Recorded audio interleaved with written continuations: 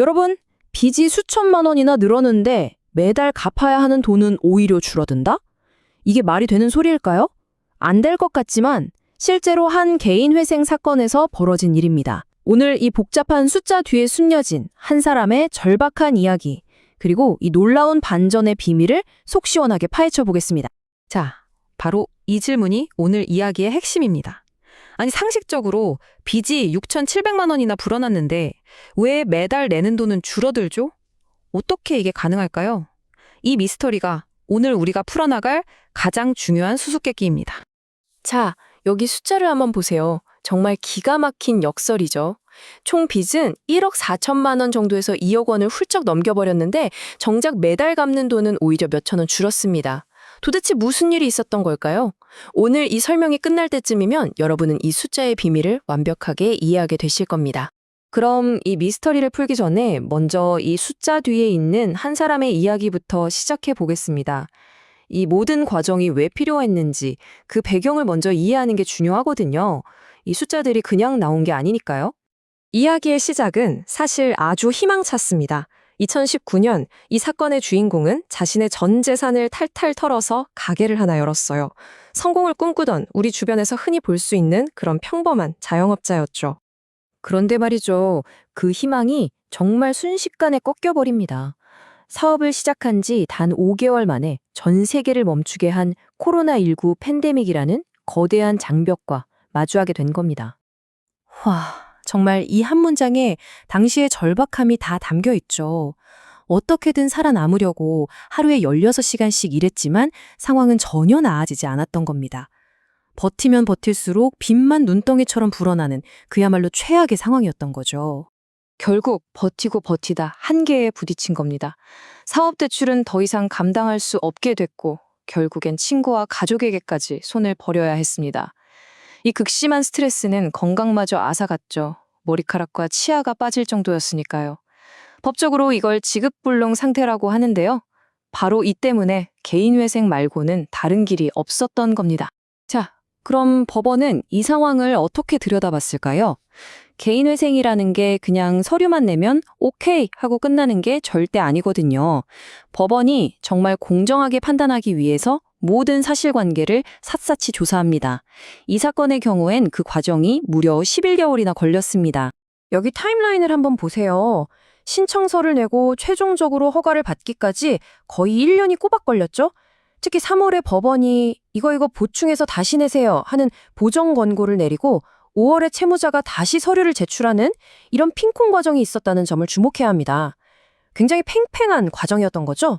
법원이 요구한 걸 보면요. 정말 깐깐합니다. 그냥 넘어가는 게 없어요. 당신 차 중고 시세 정확히 다시 받아오세요. 작년에 100만 원 넘게 쓴 돈들 이거 다 어디에 썼는지 하나하나 설명하세요. 혹시 예전에 살던 집에 보증금 숨겨둔 거 아니죠? 증명하세요. 심지어 회생 절차를 관리하는 회생위원회 수수료 계산 방식까지 새로운 규칙을 적용하라고 요구했습니다. 이 모든 질문에 완벽하게 답해야만 다음으로 넘어갈 수 있었던 겁니다. 자, 이제부터가 진짜 재밌어집니다. 우리가 맨 처음에 가졌던 그 궁금증, 이 복잡한 과정 속에서 어떻게 그 이상한 숫자들이 만들어졌는지 지금부터 그 비밀을 하나씩 풀어볼 시간입니다. 아하 하고 무릎을 탁 치실 준비 되셨죠? 자, 첫 번째 미스터리부터 풀어보죠. 아니, 빚이 왜 갑자기 6,700만 원이나 불어났을까요? 그동안 몰랐던 빚이 갑자기 튀어나오기라도 한 걸까요? 정답은 바로 누락된 빚 때문이었습니다. 처음 개인회생을 신청할 때 미처 파악하지 못했던 빚들이 있었던 거죠. 예를 들면 밀린 건강보험료, 주민세나 자동차세 같은 지방세, 그리고 과태료 같은 것들이요. 법원의 깐깐한 조사 과정에서 이런 것들이 전부 드러나면서 총 채무액에 고스란히 더해진 겁니다. 오케이, 빚이 늘어난 건 알겠습니다. 근데 그럼 당연히 매달 갚을 돈도 늘어야 하는 거 아닌가요? 갚을 빚이 많아졌는데 왜 내는 돈은 줄어드냐고요. 이게 진짜 미스터리죠. 오늘 이야기의 하이라이트입니다. 그 비밀은 바로 회생위원 보수라는 작은 수수료에 있었습니다. 법원 명령에 따라서 채무자가 매달 갚을 수 있는 돈, 이걸 가용소득이라고 하는데요. 이 돈에서 2%를 회생위원 보수로 먼저 떼가게 된 겁니다. 이게 핵심이에요. 그러니까 채권자들에게 돈을 보내주기 전에 수수료부터 뗀 거죠. 그러다 보니 결과적으로 채권자들에게 돌아가는 최종 금액이 아주 약간 줄어들게 된 겁니다. 자, 이 표를 보시면 모든 게 한눈에 이해가 되실 겁니다. 총 갚아야 할 빚은 2억 원대로 크게 늘었죠. 월급이 조금 올라서 가용소득도 살짝 늘었지만 여기서 회생위원 보수 9,680원이 빠지면서 최종 월 변제금은 오히려 줄어들었습니다. 결국 전체 빚이라는 분모는 커지고 매달 갚는 돈이라는 분자는 작아졌으니 전체 원금 대비 변제율은 12.4%에서 8.3%로 뚝 떨어지게 된 거죠. 이제 퍼즐이 다 맞춰졌죠? 이렇게 11개월이라는 긴 터널을 지나서 드디어 최종 변제 계획이 확정됐습니다. 그럼 이 계획이 앞으로 이 사람의 삶에 어떤 의미를 갖게 되는지 마지막으로 한번 살펴보겠습니다. 여기서 아주 중요한 법률 원칙이 하나 나오는데요. 좀 어려운 말이지만 청산가치 보장의 원칙이라는 겁니다. 쉽게 말해서 뭐냐면요. 채권자 입장에서 너무 억울하면 안 되니까 만약 당신이 지금 당장 파산해서 가진 재산을 다 팔았을 때 채권자들이 받을 수 있는 돈보다는 더 많이 갚아야 한다는 원칙이에요. 이 사건에서는 과거에 지인 빚을 갚았던 340만 원을 법원이 재산으로 받고 이게 바로 최소한 이만큼은 갚아야 한다는 기준선이 된 겁니다.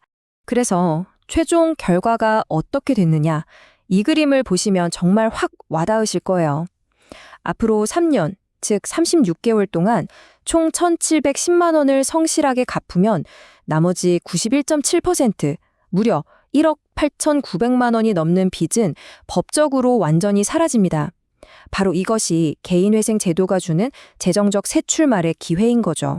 자, 오늘 이야기의 핵심 다시 한번 정리해 볼까요? 첫째, 개인회생. 이거 절대 간단하고 쉬운 길이 아니다. 아주 길고 철저한 조사 과정이라는 것. 둘째, 어라? 하다 보니 오히려 빚이 더 늘어날 수도 있다는 사실. 셋째, 아주 작은 수수료 하나가 전체 판도를 바꿀 수도 있다는 점.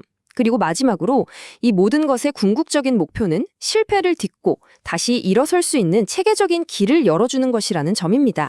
이 한 사람의 이야기는 이제 36개월 동안 성실하게 돈을 갚아야 한다는 새로운 과제를 마주했지만 동시에 희망을 보여주고 있습니다. 이처럼 한 번 실패한 사람에게 두 번째 기회를 주기 위해 설계된 우리 사회의 법률 시스템은 과연 어떤 의미를 가질까요? 그리고 3년 뒤 이 사람은 어떤 모습으로 살아가고 있을까요? 한 번쯤 생각해 볼 만한 질문을 남기면서 오늘 설명을 마치겠습니다.